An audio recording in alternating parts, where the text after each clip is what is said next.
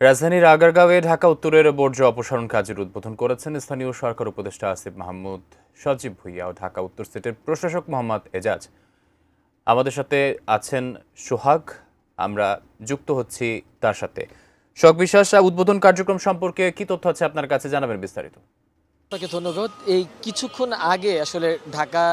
২ city কর্পোরেশনের যে প্রশাসক রয়েছেন তারা এবং সেই সাথে ছিলেন স্থানীয় সরকার উপদেষ্টা সজীব ভুঁইয়া, তারা এই আজকের যে বর্জ্য ব্যবস্থাপনার সেই বর্জ্য ব্যবস্থাপনার উদ্বোধন করে গেছেন এবং ঢাকা উত্তর সিটি কর্পোরেশন থেকে যে ধরনের বর্জ্যগুলো আসছিল সেই বর্জ্যগুলো কিন্তু এই আগারগাঁওর এখানে এই যে ডাম্পিং পয়েন্ট রয়েছে সেখানে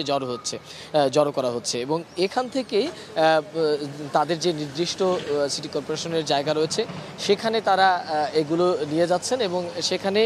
সেই জায়গা থেকে এর পরবর্তী যে প্রক্রিয়া রয়েছে সেটি করা হবে। কিছুক্ষণ আগে আমাদেরকে ঢাকা মহানগর উত্তর সিটি কর্পোরেশনের প্রশাসক মোহাম্মদ এজাজ তিনি আমাদেরকে জানিয়েছেন যে 10 থেকে 12 ঘন্টার মধ্যে তারা আসলে এই পুরো প্রক্রিয়াটা শেষ করতে চান। ঢাকা শহরের কোথাও যেন কোনো ধরনের বর্জ্য পড়ে না থাকে সেই ব্যাপারে তারা সর্বোচ্চ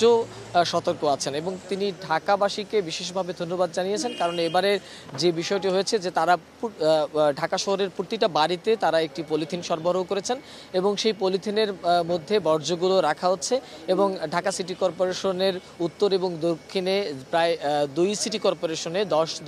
20 হাজার কর্মী এই বর্জ্যগুলো সংগ্রহ করছেন এবং সেই বর্জ্য সংগ্রহ করে তারা নির্দিষ্ট স্থানে রেখে দিচ্ছেন। এভাবেই কিন্তু আসলে তারা এই কাজগুলো পরিচালনা করে যাচ্ছেন এবং তারা বলছেন যে কোনোভাবেই এই সময়ের বাইরে তারা আসলে যাবেন না এবং ঢাকা সিটি কর্পোরেশনের 2 সিটি কর্পোরেশন থেকেই আজকের সন্ধ্যা 7:30টার দিকে এই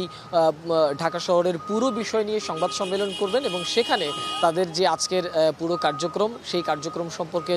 জানাবেন এবং তারা উপদেষ্টাকেও ধন্যবাদ জানিয়েছেন এবং উপদেষ্টা বলেছেন যে নাগরিকদের মধ্যে যে সচেতনতা এসেছে এটি সবথেকে ইতিবাচক একটি দিক। আকাশ, এই ছিল আসলে আমার কাছে থাকা আগারগাঁয়ে বর্জ্য ব্যবস্থাপনার যে প্রস্তুতি বা সেখানকার আসলে সর্বশেষ পরিস্থিতি।